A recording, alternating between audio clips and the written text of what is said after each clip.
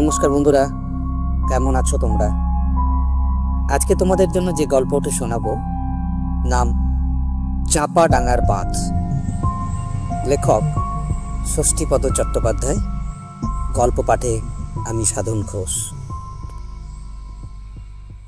তোমাদের যে গল্পটি আমি আজকে শোনাবো তা প্রায় 50 বছর আগেকার কথা। সেকালে হুগলি জেলার চাঁপাডাঙ্গার দামোদর নদের বাঁধের উপর দিয়ে সন্ধ্যের পর চলাফেরা করবে অমন বুকের পাটা কারো ছিল না। কেননা ওই সব অঞ্চলের আশেপাশের গ্রামগুলোতে তখনও লোকবসতিও যেমন কম ছিল, তেমনই ছিল ঠ্যাঙাড়ে ও ডাকাতের উপদ্রব। তা একবার হলো কি, তালপুকুর গ্রামের বিভূতিভূষণ নামে একটি ছেলে বাড়িতে বাবার অসুখের খবর পেয়ে কলকাতা থেকে চাঁপাডাঙ্গা এলো। হাওড়া চাঁপাডাঙ্গা লাইনে মার্টিন রেলের তখন সুবর্ণ যুগ। তা সে যাই হোক, বিভূতিভূষণ যখন এলো তখন সন্ধে উত্তীর্ণ হয়ে গেছে। সঙ্গে ঘড়ি, আংটি, টাকা পয়সা সব কিছুই ছিল তার। চাঁপাডাঙ্গা থেকে ওদের গ্রাম তালপুকুর হচ্ছে 3-4 মাইল পথ। কিন্তু মুশকিল হচ্ছে এই পথে সে পাড়ি দেবে কেমন করে। গ্রামের ছেলের কাছে ওই পথ এমন কিছু নয়, তার উপর সঙ্গে টর্চও আছে। কিন্তু এই পথ পাড়ি দিতে সে ডাকাতের পাল্লায় পড়বে না তাই বা কে বলতে পারে। অথচ বাড়ির এত কাছাকাছি এসে স্টেশনে পড়ে থাকতেই কি মন চায় কারো? অবশেষে অনেক ভাবনা চিন্তার পর ভাগ্যে যা আছে তাই হবে মনে করে ভগবানের শরণ নিয়ে বাঁধের পথ ধরল বিভূতিভূষণ। এইভাবে বেশ কিছুটা পথ আসার পরেই ভয়ে বুক শুকিয়ে গেল তার। বিভূতিভূষণ দেখল একজন লোক লণ্ঠন হাতে ওকে পথ দেখিয়ে ওর আগে আগে চলেছে। সে কি নিকষ অন্ধকার, শুধু কয়েক মুঠো জোনাকির আলো আর ওই লণ্ঠনের আলোটি ছাড়া কিচ্ছুটি নেই। ওর হাতে টর্চ থাকলেও সে টর্চের আলো জ্বলছে না, অথচ দেশে আসবার আগেই নতুন ব্যাটারি ভরে নিয়েছে। সেই ঘন অন্ধকারে লোকটি সারা শরীর ঢাকা, শুধুমাত্র লম্বা লম্বা পা দুটি ছাড়া তার শরীরের কোনো অংশ দেখা যাচ্ছে না। বিধুভূষণের এবার ভয় করল খুব, তাই সে চলার গতি মন্থর করে একসময় চুপ করে দাঁড়িয়ে পড়ল। চলমান পা দুটোও থমকে দাঁড়ালো। অন্ধকারের ভেতর থেকেই একটা কেমন যেন খ্যানখ্যানে গলার স্বর ভেসে এলো, আয় না রে আয়। বিধুভূষণ বুঝতে পারল এই অন্ধকারে যাদের ভয় সে করেছে এ তারা নয়, বরং যাদের কথা বাড়িকে তরেও মনের মধ্যে উকি দেয়নি সেই ভূতের পাল্লাতেই পড়েছে সে। ওর শীত দ্বারা বেয়ে একটি হিমস্রোত নেমে এলো। বিধুভূষণ বলল, কে তুমি? আমার সঙ্গ নিয়েছো কেন? আমার খুব ভয় করছে তোমাকে। অন্ধকারে কে যেন হেসে উঠল খিলখিল করে। সে কি হাসি, যেন সত্যি বসা ঘর ঘরে গলা। বলল, ভয় নেই রে, আয় আমার সঙ্গে।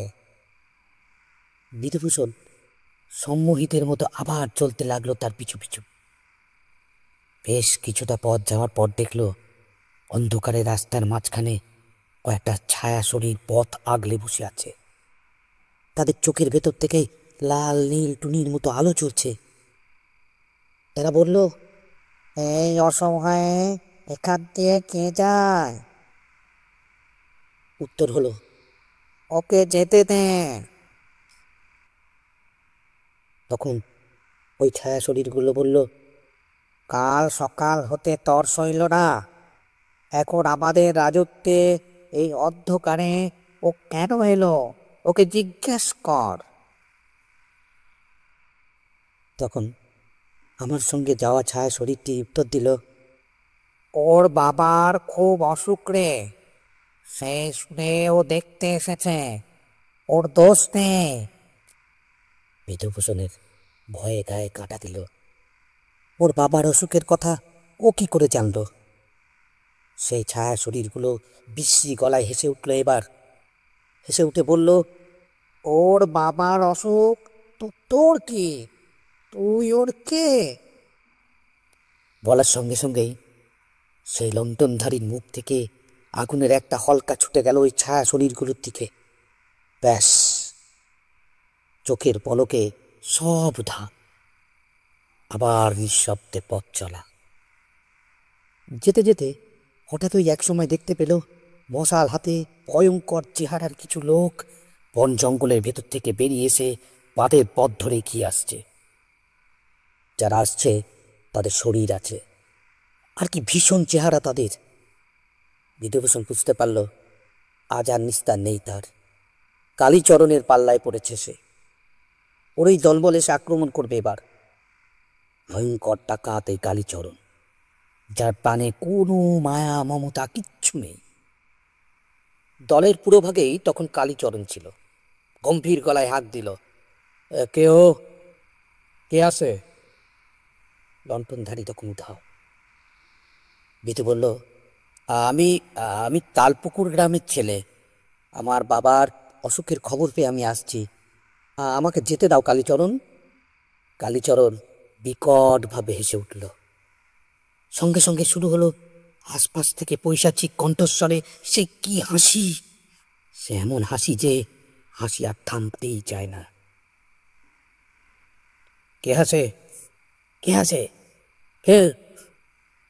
ধুমকে উঠল কালীচরণ। হাসিও থেমে গেল। কালীচরণ বলল, ওরে দুর্ধপস্য বালক, নিয়তির ডাক না পেলে এই দামোদরের বাঁধে রাত দুপুরে কেউ আসে না। তোর মরণ যে ঘনিয়েছে বাবা। অমনি ফ্যাঁস ফেঁসে গলায় অন্ধকার থেকে কারা যেন বলে উঠল, তোর মরণ যে ঘনিয়েছে বাবা, তোর মরণ যে ঘনিয়েছে, তোর মরণ যে। গর্জে উঠল কালীচরণ। কে? কে বলে এই কথা? কে? আবার সহ্য।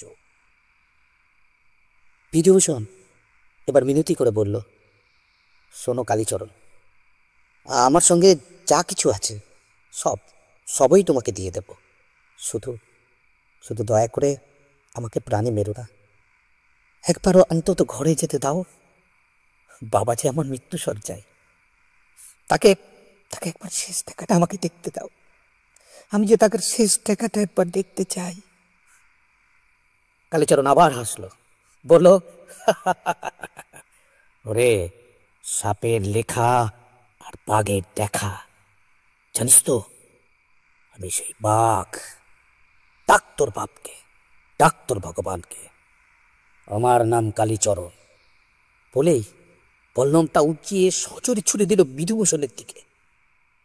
বল্লমটা বিধুভূষণের বুকে লেগেই ভেঙে টুটুক্ত হয়ে মাটিতে পড়ে গেল। ঠং করে একটা শব্দ হলো শুধু। বিধুভূষণ তখন লোহার মতো কঠিন হয়ে গেছে।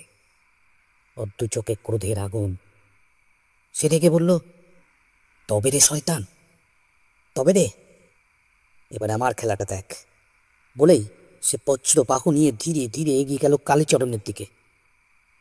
বিধুভূষণের সেই ভয়ঙ্কর মূর্তি দেখে লাঠি বল্লম ফেলে ওর দলের লোকরা যে যেখানে ছিল পালিয়ে গেল। পারল না শুধু পালিয়ে যেতে কালীচরণ। বিধুভূষণ তখন রোবটের মতো হয়ে গেছে। সে দুহাতে কালীচরণকে ধরে তাকে শূন্যে তুলে নিয়ে ধরের উপর মুন্ডুটা পাকিয়ে আছড়ে মেরে ফেলল। অন্ধকারের ভেতর থেকে কালে যেন বলে উঠল, সাব্বাস সাব্বাস বিধুভূষণ। বিধুভূষণ সেই রকম লৌহ কঠিন অবস্থাতেই গ্রামের কাছাকাছি চলে এলো। কিন্তু এই চেহারা নিয়ে কি করে ঘরে যাবে সে? ওর বাড়ির লোকেরা এই অবস্থায় ওকে দেখলে চিনতে পারবে কি? এইসব চিন্তা করতে করতেই গা মাথা ঝিমঝিম করে উঠল তার। দাঁড়িয়ে থাকতে থাকতেই হঠাৎ সেখানে মাথা ঘুরে পড়ে গেল বিধুভূষণ। পরদিন সকালে গ্রামের লোকজন এসে উদ্ধার করল ওকে। ঘরে নিয়ে গিয়ে চোখে মুখে জলের ছাপটা দিতেই জ্ঞান ফিরল ওর। বাবা ঠাকুরের কৃপায় ভালোই আছেন, আর বিধুভূষণও যেমন ছিল তেমনই আছে। ওর শরীরের কোথাও কোনো বিকৃতি নেই।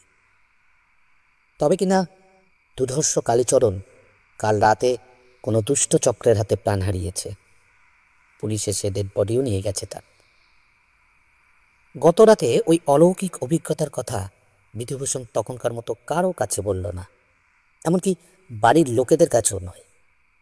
বলা যায় না কি থেকে কি হয়, সকলকে ভূতের গল্প শোনাতে গিয়ে শেষকালে খুনের দায় ধরা পড়বে কি। তবে সেই থেকে বিধুভূষণ আর কখনো ভুলেও রাত্রিবেলায় ওই পথে আসেনি। আজ আমার গল্পের এখানেই সমাপ্তি। গল্পটি যদি ভালো লেগে থাকে অবশ্যই লাইক, কমেন্ট অ্যান্ড শেয়ার করবে। এরকম আরও গল্প শুনতে আমার এই চ্যানেলটিকে অবশ্যই সাবস্ক্রাইব করবে। ধন্যবাদ।